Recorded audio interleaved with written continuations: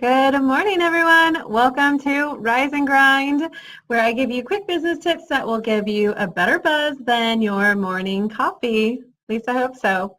So in the vein of talking about Facebook housekeeping and getting basically all of our stuff in order, I want to talk about content, right? We talked about content yesterday, kind of like a general of what what direction we should be headed with it, right? So now I want to talk about like what now that you have like better content ideas, you kind of have an idea of what to share, what to do. What do you actually say, right? What are the words that are coming out of your mouth? Meaning, how do I write posts that don't suck, right? Does that sound like something you want to learn about? Yeah, okay. So what if instead I had said, hi everyone, today let's learn proper copywriting techniques to increase our followers' engagement, let's try that again. Learn proper copywriting techniques to increase follower engagement, right? Is that exciting? No, it's not. I get it. It totally isn't, right? You probably wouldn't want to see this video. You're like, I don't even know what half of that means, right? Because you want to learn how to write good posts. That's why what I wrote sounds interesting. You're like, well, I want to write posts that don't suck. I feel like something I can click on. So you're probably not sitting around going like, oh, if I could only increase my copywriting skills to increase follower engagement. I mean, it would just be a really good day for me to do that. You probably don't, some of you might not even know what copywriting is, even though I talk about it a lot. Probably don't really like copywriting. Am I copying somebody's writing? Plagiarism? Like what's happening? I'm so confused, right? Okay, so I didn't say that. Notice. But here's the thing. I know what you guys need, and I want to tell you about it and explain it to you, and hopefully you will see how important it is and how much it can help your business, and you'll be excited and you'll be like, oh my gosh, copywriting, I finally get it, and now I want to know what you have to say. No, you're not going to. Like, give me a break. You're going to be like, blah, blah, blah, there she goes. I don't want to hear it. I'm over it because copywriting, meh, who cares, okay? So big freaking chance. It's not going to happen. I can't force my agenda on you, okay? Because this isn't about me. Again, not about me. It's not about me. It's not about how I feel. It's about you. And for you, it's about them, right? It's about your people, okay? We need to use their words. We need to use their concerns. My audience is not usually sitting around worrying about their copywriting, but they are worrying about what to post. They know they're supposed to post stuff. They know they're supposed to put something up there, but like, what the hell am I supposed to put? That, and how do I make it not suck? So I can answer that question. How to post things that don't suck. And now you're intrigued. You're interested, right? And hopefully that's why you're there. So when you think of it like this, okay, do you want a healthy dessert? Don't lie, you don't. Even the healthiest person doesn't want a healthy dessert, okay? That's not the number one goal. Our number one goal is something delicious and amazing. And, if peanut butter wrapped in chocolate, deep fried and rolled in, I don't know, toffee was healthy, you'd be totally fine eating it because it's probably delicious. Whatever that is, patent it because it's probably amazing. We need to make it. No, seriously though, that's not your number one concern. Deep down inside, that's not what it's about. You want something amazing. That's what you're looking for. But what you need for the sake of your blood sugar and potential diabetes and death is something healthy. You actually do need something healthy. Most of the time, of course, you can indulge, but come on. So that's what you need. But what you want is something amazing, delicious. So here's an example, right? Somebody could say, are you looking for a healthy, low-calorie dessert that's also delicious? Yes, well, we have it right here for you. Okay, that's interesting, right? Or what if it was, want something super delicious, sinful, and smile creating? We got that for you right here. And it happens to be healthy. oh, okay, like you got me because I do want something delicious and sinful and oh, like makes me smile. Oh, the healthy part, that's good too because I need that. But the first part is what I was really interested in. So that's what we talk about. We talk about that part, right? There's an old adage that says, sell them what they want, give them what they need. So instead of trying to convince them, most of the time they do need it, right? You totally need it. It's like trying to reason with the toddler. You need to eat your vegetables. Like, it's not always going to happen. But if you're like, this is delicious, eat it, okay, maybe you have a better chance. I don't know. I'm new to this toddler thing. So anyway, give them what they want, or sorry, sell them what they want and then give them what they need, okay? Keep that in mind. So it's important that we stop pushing our agenda on people and we stop talking about what we think is important. Have you ever seen like an Apple commercial? It's like, check out our processor, and I'm going to try to fake tech talk here, right? Check out our dual core processor and speed and blah, blah. I can't even fake it. They don't do it. Doesn't matter. They don't do it, right? You've never seen an Apple commercial like that because we can find that out. The information's there. Trust me, people are looking at it. But they're getting you on that feeling, this feeling of like exclusivity or being hip or like this self-image, basically. Like, I'm a Mac user. I got Macs up, right? That's like your thing. I shouldn't do that voice because I have an iPhone. But anyway, that's what they're selling. They're selling the style, the image. That is what their advertising is geared towards. Okay? So you may benefit from a faster computer, one that doesn't get viruses, all of those things. Like, those are huge benefits. But trying to push and convince that onto you, unfortunately, like for most people, it's more important to look cool and feel cool and be cool, whatever. And that's and they've proven that that's the case because it's working. And you know Apple products are everywhere. Okay, so stop selling the sock. You've heard me say this before. Stop selling the sock. Nobody buys socks. Right? You might be looking at your feet like, wait, I just bought socks. But you didn't really buy socks. You bought warm toes, you bought cozy feet, or maybe they were super cute. You're like, oh my gosh, this has a cat with like laser eyes, pew, and like, it's so cool. And so you bought style. She didn't buy socks. No one buys socks just to have socks. Like, oh, socks. They have a purpose. You're selling the end result. Okay? The end result. So stop selling the stock. Start focusing on the end result. I have another example here. It says you're not selling fertilizer, right? You're selling the best lawn on the block. That's what you're after. That's what we're talking to. That's what we're speaking to when we're writing our posts and our advertisement, those things. So always be answering the question for your audience, what's in it for me? What's in it for me? Not like why it makes you feel good, like I really want to help people and all that. That's great. Again, they're not there for you. What's in it for me? We do it for me. Once we've made that connection, then we can get like all personal and lovey-dovey and all that stuff. Like that's great. Like that's the authenticity and the transparency that we talked about yesterday. But before we get to that, we need to get to the what's in it for me. Why do I care? Like good for you that's you. But again, good for you. I don't care that you want to help people. It doesn't do anything for me, okay? So when you're writing these posts, I'm going to give you a couple of tips here. So when you're writing these posts, when in doubt, try to play to some of these psychological triggers, right? There's some ways that people think. So one type of post, depending on how you're writing it, is to focus on FOMO, right? Fear of missing out. It's a big buzzword, everyone knows. FOMO. So, depending on what you're doing, you could write something like, well, maybe you have something going on and you're like, it's over the weekend. Hey guys, don't miss out. That could be an obvious one. Don't miss out. This is going to be so much fun and everyone's going to be here and we're only doing it this weekend. Like, don't be the only one who's not doing it. So you could use FOMO in your post, okay? Reciprocity is another thing that people really what's the word? Engage towards? That's not the word I'm looking for. But and basically what it is like, I know you guys have been to Costco. Everyone's been to Costco. And you go and you probably have been eating way too many of those samples of God knows what. And then you like kind of feel like you have to buy it now because like you ate so many and then you're like, I feel like a jerk, so just gonna walk away. And so you end up buying it. Or even if you don't buy it, you probably put it in your cart just because you want to feel better, right? Because you feel like they gave you something, so like you should kind of like, give back.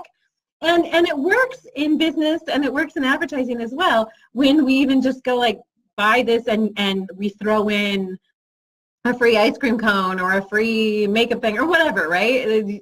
Something that's probably didn't even necessarily care or want so much, but now that there's a free thing, you're like, maybe I should get it because there's like a thing, an extra thing, and you know, they're going to give me something, I should get it, right? Reciprocity. It's a psychological trigger. It works. So if that's something that you're able to do in your business, use that in your post. It doesn't necessarily have to be a physical thing. You know, it could be your time. It could be some informational thing of value, whatever. Another thing is the bandwagon herd mentality, right? So a lot of companies use this really well, like, hey, come and you know, click on this and find out why 200,000 other people are loving this product. Come and find out, you know, why 10,000 people all said, oh my gosh, we can't believe it's blue. You know, like, whoa, what's going on? Like, I want to know. I want to be on the bandwagon. I want to be part of that, right? So bandwagon, herd mentality, depending on how you want to call it, use that. Another one is fear. I mean, it works. We don't like to be scared. We don't want to. We want to protect ourselves from those things. So when we've all known like the old like news thing, right? Like find out this thing in your fridge that can kill you in 3 seconds. News at 11. But fear is a real thing, and when you can use it to help them, because hopefully everything you're doing for your business is to help somebody, right? Then use that. Bring that to the table. Like, hey, this can really happen. This is some scary stuff. And that can be a physical thing. It can be, you know, a health type thing. It can just be like, look at this huge mistake you can make in your business if you don't learn Instagram, okay? Like you're really screwing up, and don't let this happen to you. You know, we'll find better ways to say it, right? But use fear. Scary. Use fear, okay? Sounds terrible, but use fear. Another one is cause. Join the cause, right? Everyone wants to be part of something bigger than themselves. So using the cause concept is a great thing too. The most obvious would be, you know, join, you know, against, right, you know, like join us in fighting against cat gangs because that's a big problem. That's the obvious, right? It's like joining some cause against something that's negative. But it can be like, you know, for something fun, you know, go for the girls' night out for a break, you know, or mommy break or something like that, and we finally get our time together and whatnot, right? Like come to be part of the cause, right? So you can use that in your text as well. Another one is social proof. I think this is the most obvious one. Everyone's susceptible to this all the time, is when somebody else says that it's good. I mean, Facebook has a built-in thing now, looking for recommendations, because we all ask other people. We trust other people for some reason, even if we shouldn't sometimes. We trust, we're like, oh, well, they said it was good, so I'm not going to do my own research. I'm going to trust them. But it's true. So show a testimonial. Show someone else that recommends it, an experience, a video of something happening. Give that social proof. That's what it is, social proof. And then scarcity. We're all suckers for scarcity too. Like, oh, I don't really need that. Oh, there's only 3 left? Oh my God, I need it now. Now I so need it because there's only 3 left. Okay? Which it's also like part of the FOMO too, that whole scarcity thing. It's like they're, you know, I won't have it then because it's going to be gone. You know, so like only 3 spots left, or only 2 days left to sign up, or something like that in your post. You make sure that there's something clear, that there's some scarcity involved in your situation. Okay? So those are some psychological triggers to use. These are definitely like kind of copywriting-esque. I know I slipped it in there. It really is about copywriting. But when you start to think and like check your posts and say, does it meet any of these? Am I using any of these triggers to get some engagement, to get some feedback, to get some action from my followers? This will just be a good starting point to see if you're doing something other than just posting and for the sake of posting. Okay. So quick last tips, the TMI thing, not just the personal stuff, like I talked about that yesterday, like, you know, there's a fine line of you just ranting versus bringing it back to business, but also sometimes it can be like, say you're selling a product. You don't necessarily need to put every single thing about the product in that post. Okay, like it does this, it does that, it does this, and then it's at this time, and then you do this, and it's going to cost this much, and it's going to, and somehow we hope like if we get everything out there at first, then they'll be able to have this full decision. We're like, okay, now I can make an informed decision. But in actuality, a lot of times we're just overwhelming them. That's a real thing, is like decision overwhelm. So then you're giving them too much stuff, and it's a lot better that we give them like little pieces sometimes, and just give like the good chunk. Like, hey, this is a really good thing, and you could lose a ton of weight. Oh, awesome! Let me click and find out more. Then you take them to the next step and the next step. So you don't need to like go crazy. This isn't to say you can't write long posts. You can definitely write long posts when it makes sense. Just don't try to cram all the information in one just for the sake of doing that. All right. Another thing I've talked about before, call to action. If you want them to do something, you need to make it clear and make it easy, okay? So if you want them to go somewhere, don't just tell them the name of your company. Put the link in there, okay? If you have a product, put the link to the product. Make it as easy and effortless as possible for them to do whatever action it is that you want them to do, and make sure the action is clear. Is it to click here? Right, click here. Is it to download something? Right, download. Like, write those words in there. Follow me. Maybe it's just to like your page, right? Like our page. I know it sounds crazy, but it really makes a difference. They even showed, I think it's something like 26% higher retweets on Twitter when people actually write, retweet this. Go figure, okay? You only have 140 characters, but you're going to use a couple of them to say, retweet this. But it's proven that it works. People need that little nudge, that reminder sometimes, okay? So write it. Tell them what to do. So CTA, call to action. Fancy marketing way to say call to action. We love our acronyms. The last one on this quick last tip is to leave people out. Screw them. F them. No, I'm just kidding. Leave people out. Stop writing a message for everyone. If you haven't segmented your list, the segment will blow in the face.